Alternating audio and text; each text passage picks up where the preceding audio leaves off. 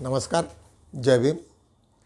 मैं advocate doctor Siddharth Kamble, दैनिक बहुजन सौरभचा मुख्य संपादक। बहुजन सौरभ यूट्यूब चॅनलमध्ये सर्वांचं स्वागत। आज देशात चीफ इलेक्शन कमिशननी ज्या प्रकारे रिसिग्नेशन दिलं आणि त्याच्यावरती वेगवेगळे तर्क वितर्क सर्व काल दिवसभर सुरू होतं, 2 दिवसापासून सुरूच आहे। आज पुन्हा सुप्रीम कोर्टामध्ये अनेक महत्त्वाच्या विषयावरती चर्चा आहे, आर्ग्युमेंट आहेत। मध्येच काल एक अनंतकुमार हेगडे हे कर्नाटकाचे सांसद आहेत आणि त्यांनी एक खळबळजनक वक्तव्य केलं आणि त्याचा परिणाम अत्यंत गंभीरतेने दलित, बाबासाहेब आंबेडकरांना मानणारा मोठा वर्ग, अनेक लोकांना धक्का बसला। त्यांनी सांगितलं की नरेंद्र मोदी यांनी 400चं जे टार्गेट ठेवलेले त्याच्या मागचं एकमेव कारण ते म्हणजे संविधानात बदल करणे। 2/3 मेजॉरिटी असल्याशिवाय संविधानाला हात लावता येत नाही हे लक्ष त्यांना माहिती आहे आणि जोपर्यंत 400ची त्यांची हे होत नाही, बदल गाठत नाही किंवा 400 सांसद निवडून येत नाही, तोपर्यंत संसदेला, कॉन्स्टिट्यूशनला धक्का लावता येत नाही हे त्यांना चांगलं माहिती आहे। त्याच्यामुळे आज त्याला प्रतिसाद म्हणून त्याला प्रत्युत्तर देणारं एक काँग्रेसचं विधान आहे, राहुल गांधीचं विधान आहे। एक सुंदरसा व्हिडिओ तो तुम्हाला दिसेल आज। तसंच आज अनेक ठिकाणी वेगवेगळ्या पद्धतीने अनेक लोकांचे व्हिडिओज आहेत, परंतु आम्ही वेळेच्या अभावी फक्त एकच व्हिडिओ तुमच्यासमोर घेऊन येत आहे। बघूया आपण व्हिडिओ। तो मोदी ने देश की जनता को हमेशा यही बताया है कि देश को विकसित करने के लिए वो तीसरी बार सत्ता में आना चाहते हैं। इसके लिए बीजेपी को 370 से ज़्यादा और एनडीए के लिए 400 से अधिक सीटें जीतने का टारगेट भी मोदी जी ने सेट किया है। लेकिन अब मोदी के ही सांसद ने पोल खोल दी है और बता दिया है कि आखिर मोदी 400 पार की सीटों का नारा क्यों दे रहे हैं। दरअसल कर्नाटक के भाजपा सांसद अनंत कुमार हेगड़े ने कहा है कि 400 सीटें संविधान बदलने के लिए और धर्म की रक्षा के लिए चाहिए। देखिए, 400 सीटें बीजेपी को संविधान बदलने के लिए और धर्म की रक्षा के लिए चाहिए। बाबा साहब के बनाए संविधान को बीजेपी बदलना चाहती है, ये आरोप विपक्षी नेता कई बार मोदी सरकार पर लगा चुके हैं और अब अनंत कुमार हेगड़े ने खुद ही बीजेपी के छिपे हुए एजेंडे को उजागर कर दिया है। अब आपके सामने जो हम ये रख रहे हैं, ये देखिए, अनंत कुमार हेगड़े बता रहे हैं कि बीजेपी को 400 प्लस सीटें इसलिए चाहिए क्योंकि कांग्रेस नेताओं ने पहले संविधान में बदलाव किए और इसे इस तरह बनाया कि इसमें हिंदू धर्म को आगे न रखा जाए। हमें इसे बदलना होगा और अपने धर्म को बचाना होगा। हेगड़े के इस बयान पर कांग्रेस नेता राहुल गांधी ने कहा है कि बीजेपी सांसद का ये बयान नरेंद्र मोदी और उनके संघ परिवार के छिपे हुए मंसूबों का सार्वजनिक ऐलान है। उन्होंने कहा है कि ये सरकार लोकतंत्र को संकीर्ण तानाशाही में बदलना चाहती है। आज दरअसल राहुल गांधी ने एक ट्वीट किया है इसी पर, और ट्वीट में क्या कुछ कहा है जरा आपके सामने लाना चाहता हूं। राहुल गांधी का ये ट्वीट देखिए। लिख रहे हैं कि भाजपा सांसद का बयान कि उन्हें 400 सीट संविधान बदलने के लिए चाहिए नरेंद्र मोदी और उनके संघ परिवार के छिपे हुए मंसूबों का सार्वजनिक ऐलान है। नरेंद्र मोदी और भाजपा का अंतिम लक्ष्य बाबा साहब के संविधान को खत्म करना है। उन्हें न्याय, बराबरी, नागरिक अधिकार और लोकतंत्र से नफरत है। समाज को बांटना, मीडिया को गुलाम बनाना, अभिव्यक्ति की आजादी पर पहरा और स्वतंत्र संस्थाओं को पंगु बनाकर विपक्ष को मिटाने की साजिश से वो भारत के महान लोकतंत्र को संकीर्ण तानाशाही में बदलना चाहते हैं। इसके आगे लिखते हैं राहुल गांधी कि हम आजादी के नायकों के सपनों के साथ ये षड्यंत्र सफल नहीं होने देंगे और अंतिम सांस तक संविधान से मिले लोकतांत्रिक अधिकारों की लड़ाई लड़ते रहेंगे। संविधान का हर सिपाही, विशेष रूप से दलित, आदिवासी, पिछड़े और अल्पसंख्यक जागें, अपनी आवाज उठाएं, इंडिया आपके साथ है। तो दोस्तों, ये आप देख रहे हैं। आपको बता दूं कि अनंत हेगड़े इससे पहले भी संविधान बदलने की बात कह चुके हैं।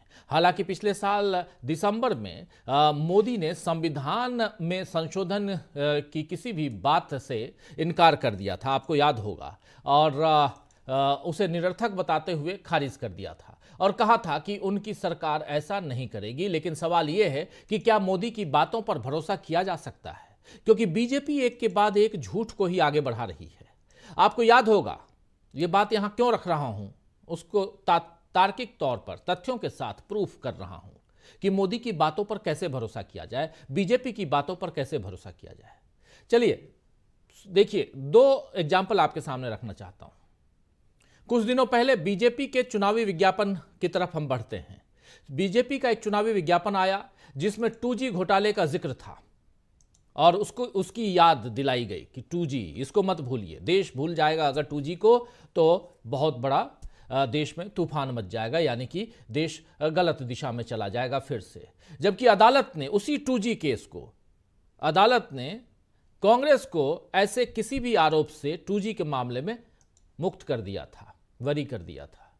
अब एक बार फिर एक नए झूठ, तो ये 2G का मामला, एक नए झूठ के साथ बीजेपी का एक विज्ञापन और आया है और उस विज्ञापन में दावा किया गया है कि यूक्रेन से भारतीय छात्रों को वापस लाने के लिए मोदी जी ने रूस और यूक्रेन के बीच युद्ध रुकवा दिया, जबकि इन दोनों देशों के बीच युद्ध अब भी चल रहा है और तब भी चल रहा था। और खुद विदेश मंत्रालय ने इसकी सफाई दी थी कि मोदी जी ने ऐसा कुछ भी नहीं किया है। यानी मोदी राज में बीजेपी की झूठ की दुकान को खूब चलाने की कोशिश हो रही है, लेकिन राहुल गांधी और उनके साथ पूरी कांग्रेस इस झूठ का मुंहतोड़ जवाब देने के लिए मोहब्बत की दुकान खोलते नजर आ रहे हैं। आज राहुल गांधी जब गुजरात के बारदोली पहुंचे तो वहां उनकी मोहब्बत की दुकान का साथ देने के लिए फिर से भारी भीड़ उमड़ी और जहां 30 छोटे व्यापारियों ने राहुल गांधी से मुलाकात की और अपनी परेशानियों को साझा भी किया। इसके बाद उन बातों को साझा करते हुए राहुल गांधी ने जनता के सामने क्या कुछ कहा है, आइए जरा सुन लेते हैं। सुनिए यहां राहुल गांधी गुजरात के बारदोली में और जनता का अपार प्रेम स्नेह मिलता हुआ मोहब्बत की दुकान खोलते हुए राहुल गांधी क्या कुछ बता रहे हैं, सुनिए। गुजरात के 30 व्यापारी आए, छोटे बिजनेस चलाने वाले, स्मॉल मीडियम बिजनेस जो चलाते हैं, जो इस देश को रोजगार देते हैं। सही, जो बड़े अरबपति होते हैं अदानी जैसे, वो इतना रोजगार नहीं देते, रोजगार छोटे व्यापारी देते हैं। वो आए और वो मुझे कहते हैं, राहुल जी, नोटबंदी और जीएसटी ने हिंदुस्तान के स्मॉल और मीडियम बिजनेस चलाने वाले लोगों को, टेक्सटाइल इंडस्ट्री को, डायमंड इंडस्ट्री को खत्म कर दिया। तो मैंने उनसे पूछा कि ये जो नोटबंदी हुई,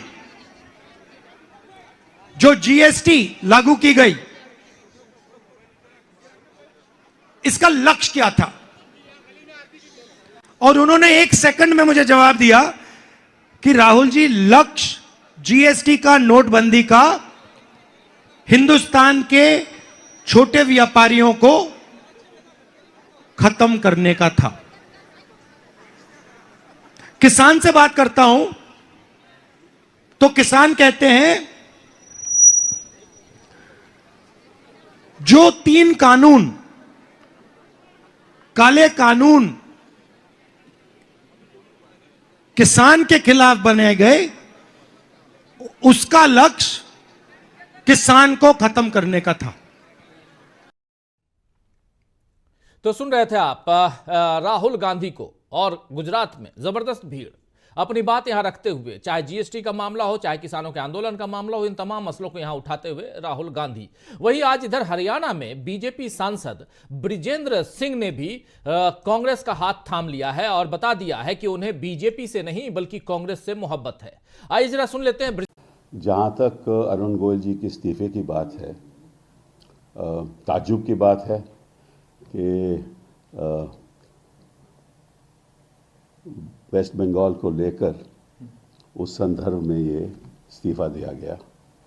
अब इसके पीछे क्या है ये तो मैं नहीं जानता, लेकिन एक जो अहम बात है जो देश के सामने आनी चाहिए कि इस देश में जो जैसे एक मकान की नींव होती है, इस देश की नींव हमारा संविधान है।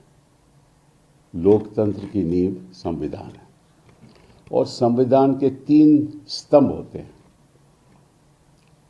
एक कार्यकारिणी जिसको हम एग्जीक्यूटिव कहते हैं, एक विधायिका जिसको हम लेजिस्लेचर कहते हैं, और एक न्यायपालिका जो हमारी जुडिशरी है। और जो इलेक्शन कमीशन है उसका केवल यही काम है कि जो चुनाव हो वो ऐसे तरीके से हो कि किसी एक को फ़ायदा ना हो, फेयर एंड फ्री इलेक्शन हो। और जिस तरह से चुनाव आयोग पिछले 10 सालों का अगर उनका मैं रवैया देखूं तो ऐसा लगता है कि वो सरकार की एक बाँह है, आम है सरकार की। मैं जो सरकार कहती है वो करते हैं और ऐसे ऐसे लोग वहाँ बिठा रखे हैं जो सरकार के इशारों पे चलते हैं। ये मैं नहीं कह रहा, ये जनता का मानना है। और जो हम जनता से, आम आदमी से बात करते हैं वो जाहिर है कि सभी यही सोचते हैं कि ऐसा क्यों हो रहा है। उस संदर्भ में अरुण गोयल जी का इस्तीफा देना एक अपने आप में महत्व रखता है। और आपको ये भी जानकारी होनी चाहिए कि जो तीनों स्तंभ हैं जिससे लोकतंत्र मतलब कि जिंदा रहता है, वो तीनों स्तंभ इनके हाथों में है। जुडिशरी का तो नहीं मैं कह सकता, लेकिन बाकी दोनों स्तंभ इनके हाथों में है। जहाँ तक जुडिशरी का सवाल है, इनका प्रयास ये रहा है कि इनकी सोच के लोग कहीं जुडिशरी में आ जाएं। तो ये एक बड़ी दुखित बात है। और साथ साथ में सबसे ज़्यादा दुख की बात यह है कि जो चौथा स्तंभ है, जो संविधान से जुड़ा हुआ नहीं है लेकिन जो लोकतंत्र को जिंदा रखता है, वो है आपकी न्यूज़ चैनल्स। ठीक है ना, वो जिंदा रखता है लोकतंत्र को। तो वो कहीं ना कहीं वो भी घुटने अपने टेक चुका है। तो उसने घुटने टेक दिए और अपनी विधेयिका ने, आपको मालूम है कि क्या वहाँ हो रहा है पार्लियामेंट में। और जहाँ के कार्यकारिणी का सवाल है, जो सरकारी कर्मचारी हैं वो इनसे बढ़कर कमिटेड हैं। ठीक है ना, तो फिर रहा क्या? लोकतंत्र का ढांचा ही अगर इस तरह से गिर जाए तो लोकतंत्र का रहेगा क्या? और उस संदर्भ में अगर इलेक्शन कमीशन का आप देखो, सुप्रीम कोर्ट ने फैसला किया था कि इलेक्शन कमीशन, और 5 जजेस का फैसला था कि इलेक्शन कमीशन में जो कमेटी होनी चाहिए जो नियुक्ति करती है कमिश्नर की, उसमें चीफ जस्टिस ऑफ इंडिया होना चाहिए, उसमें प्रधानमंत्री जी होने चाहिए और एक और होना चाहिए। उन्होंने उस जो फैसले को भी रद्द करके, समझ लीजिए कि नया कानून बना दिया। उसमें इन्होंने कहा कि चीफ जस्टिस साहब नहीं रहेंगे। क्यों नहीं रहेंगे? इसीलिए कि अपनी मर्जी से ये नियुक्ति करना चाहते हैं। तो देखिए, ऐसा भी इतिहास में नहीं हुआ कि एक ही चीफ इलेक्शन कमीशन रह गया हो चुनाव से पहले। तो भर्ती करो और जो कहो वो करेंगे, ये लक्ष्य है इनका। रोजप्रमाणे आम्ही बुद्धा या सिरियलमधनं एक छोटासा प्रसंग तुमच्यासमोर आणत असतो। अत्यंत भावूक प्रसंग होता। सिद्धार्थाचं विवाहाची चर्चा सुरू असते आणि विवाहाच्या चर्चेच्या आधी चर्चेतच एक गुप्तचरांनी त्यांना माहिती आणलेली असते की तुमच्यावरती राजा प्रसन्नजीत यांनी हमला करणार आहे। एक मोठं त्यांनी एक घोडा सोडलेला आहे, अश्व सोडलेलं आहे आणि तो तुमच्या दिशेने येतो आहे। त्यावरती राजा प्रसन्नजीतची विचार दिसतो आणि राजा शुद्धोधन जे ऐकतो त्याच्यानंतर ते लग्न स्थगित होतं आहे आणि त्याच्यानंतर जे काही त्यांची तयारी झालेली असतील त्यांना तो संपूर्ण नष्ट करतो. एक सुंदरसा व्हिडिओ तुम्हा सर्व लोकांना घेऊन येतो आहे मी बुद्धा या सिरियलमधून, बघा. राज, ये आदेश पढ़ो सेनापति. कौशल नरेश महाराज प्रसन्नजीत का यह विजयी अश्व जिस जिस राज्य में यात्रा करेगा उस राज्य को कौशल का आधिपत्य स्वीकारना होगा. अश्व को रोकने का अर्थ कौशल की सेना से युद्ध करना होगा, अर्थात अपना अस्तित्व मिटाना होगा.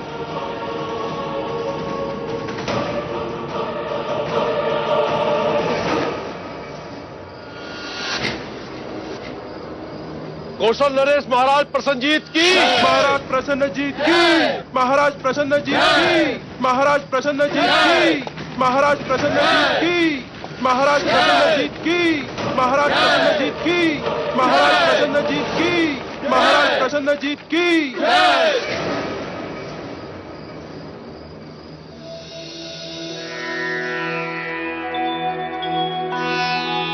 गुरुदेव, विवाह का जो सबसे सर्वश्रेष्ठ मुहूर्त हो वो ही निकालिएगा. हाँ गुरुदेव, सिद्धार्थ और यशोधरा के विवाह की बात है. गुरुदेव, जो भी सबसे पहला मुहूर्त हो वही निकालिएगा. हमारी यशोधरा इस विवाह को लेकर बहुत उतावली है. देखिए ना, इस समय भी वो यहाँ नहीं है, सिद्धार्थ के साथ.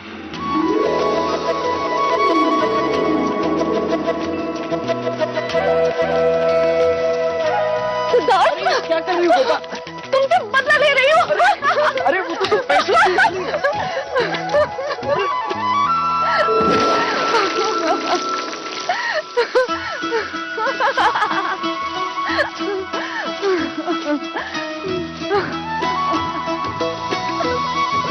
विवाह का शुभ मुहूर्त आज से 7 दिन बाद पूर्णिमा को ही है.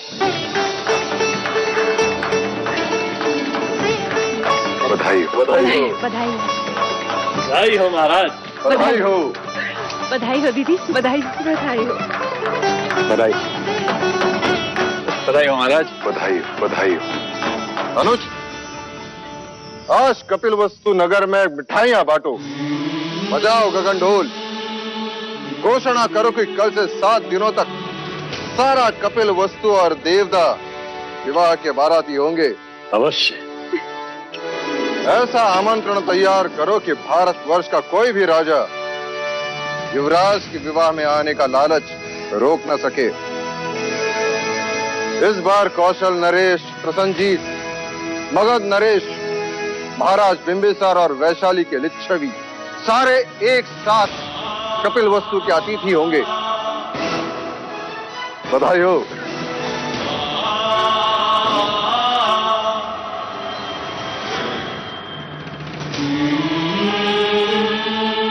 आप प्रसंगानुसार कार्यसूची बना लें. मैं कुछ ही क्षणों में उपस्थित होता हूं.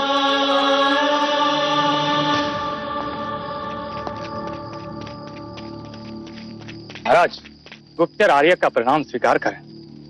आर्यक, क्या समाचार? महाराज, समाचार अशुभ है. कौशल नरेश प्रसन्नजीत ने अश्वमेघ यज्ञ पूर्ण कर लिया और प्रयत्न पूर्वक उस अश्व को शाक्य गणराज की ओर धकेला जा रहा है. कोई पर्याय? केवल 2. या उनके आधिपत्य को स्वीकार करें या फिर युद्ध. तो फिर युद्ध ही होगा. अपने गुप्तचरों को चौका न करो और उनके अश्व की दिशा पर हर समय दृष्टि बनाए रखो. इस समय उनका अश्व कपिल वस्तु से कितनी दूरी पर? 7 दिवस की दूरी पर है महाराज. 7 दिवस. विवाह का शुभ मुहूर्त आज से 7 दिन बाद पूर्णिमा को ही.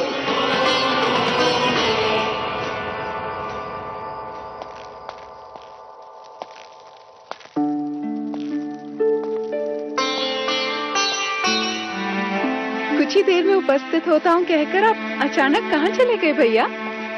हम सब कब से आपकी राह देख रहे थे. हमने तो सिद्धार्थ के विवाह की सारी तैयारियां भी कर ली हैं. हाँ भाई महाराज, इतनी तैयारियां हो चुकी है कि यदि वो दोनों यहाँ होते तो कदाचित हम उनका विवाह ही करा देते। भैया, ये है विधि का क्रम, देखिए। भाई महाराज, कुलगुरु ने इस शुभ अवसर पर एक मंदिर बनाने का भी सुझाव दिया है। और ये आमंत्रण पत्रिका भी तैयार हो गई है, ये देखिए।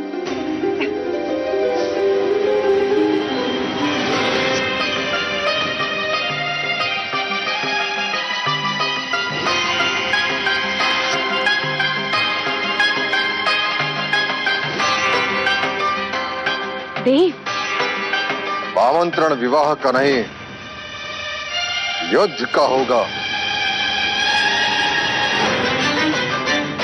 स्वागत के स्वर नहीं, युद्ध के नगाड़े बजेंगे।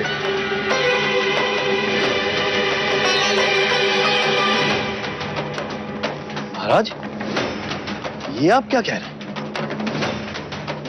कौशल नरेश प्रसन्नजीत ने अश्वमेध यज्ञ किया है और वह अश्व शाक्य गणराज्य की ओर आ रहा है।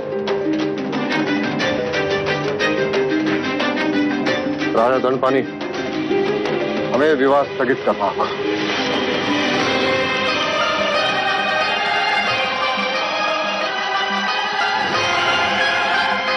रोजप्रमाणे आज आम्ही बहुजन सौरभचा जो महत्त्वाचा पेपर आहे, आमचा दैनिक पेपरावरती थोडा आढावा घेऊया।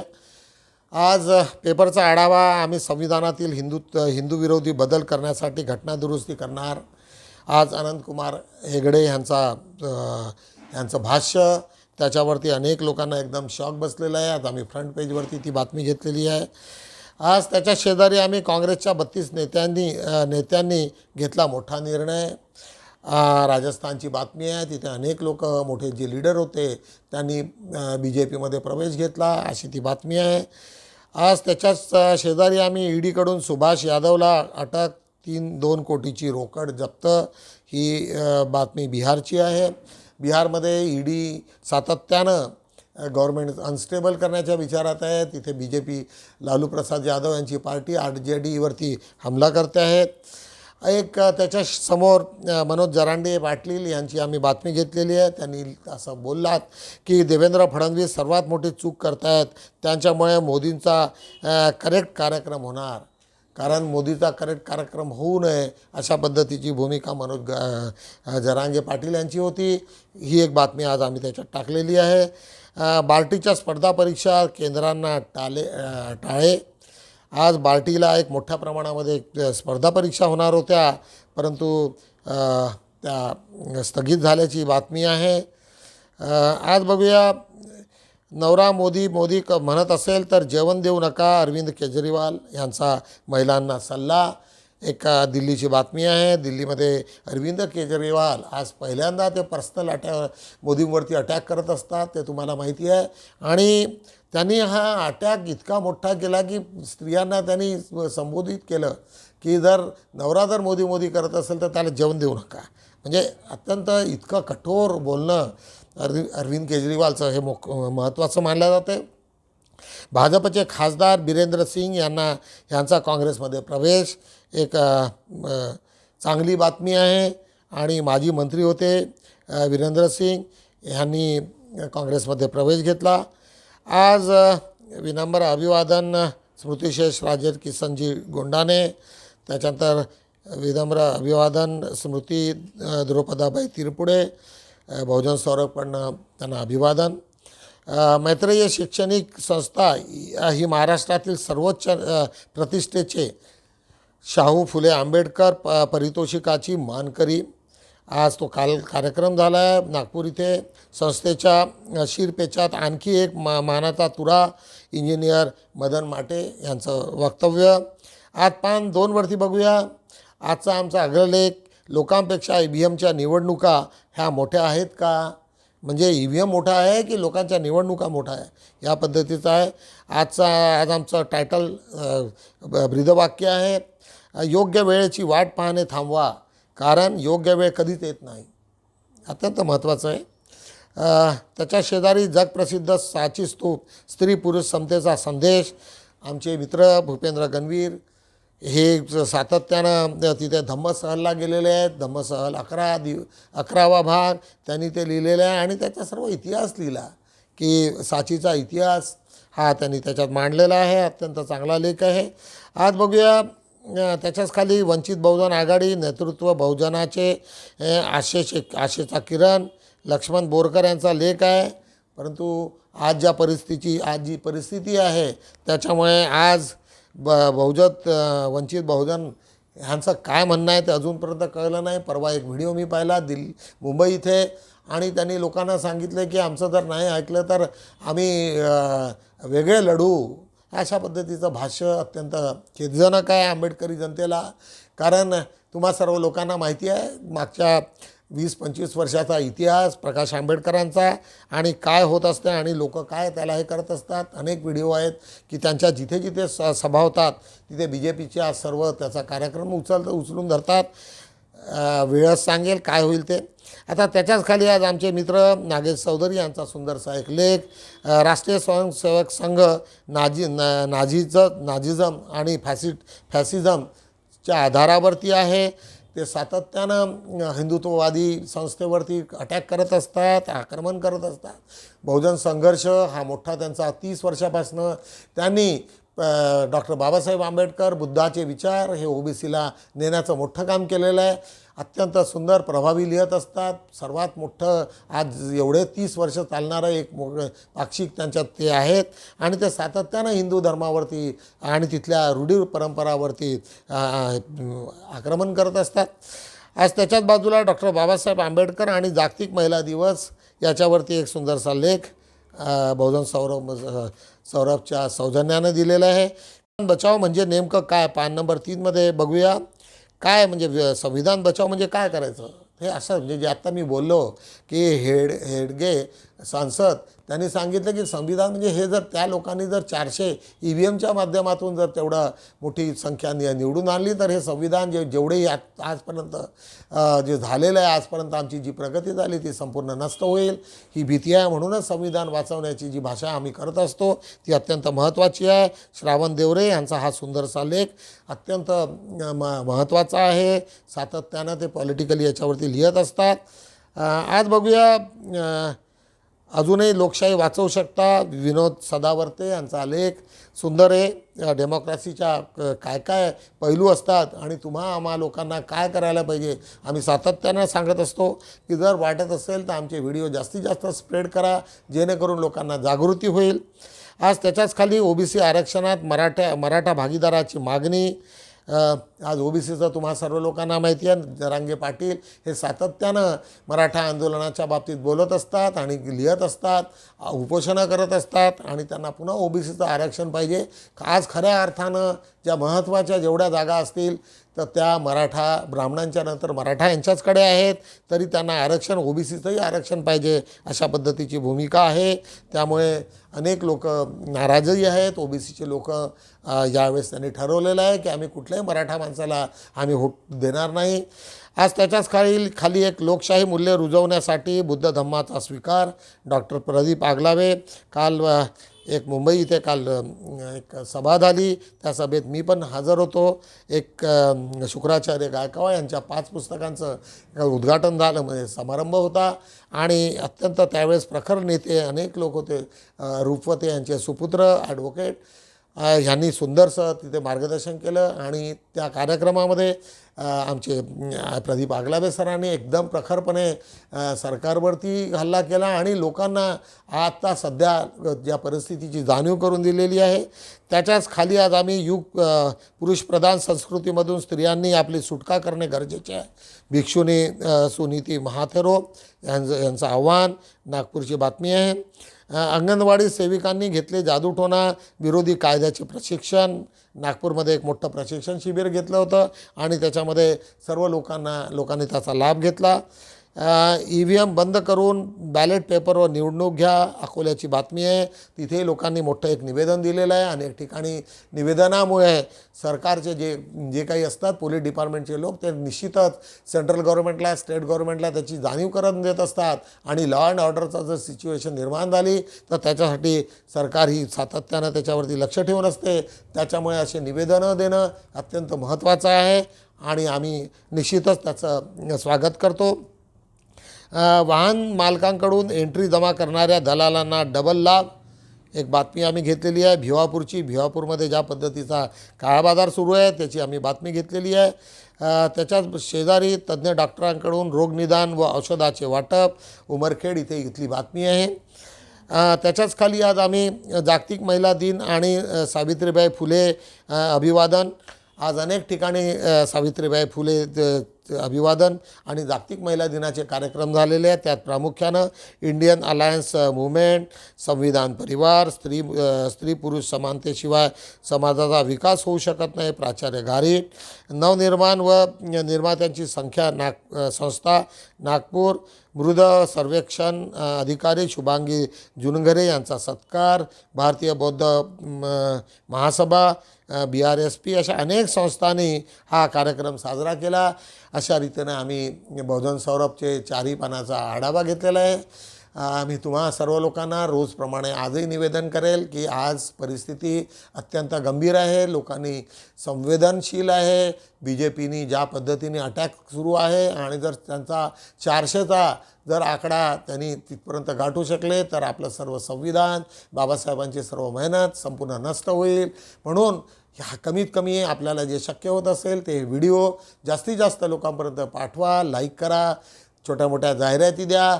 इथेच बोलतो आणि थांबतो. तोपर्यंत जय भीम.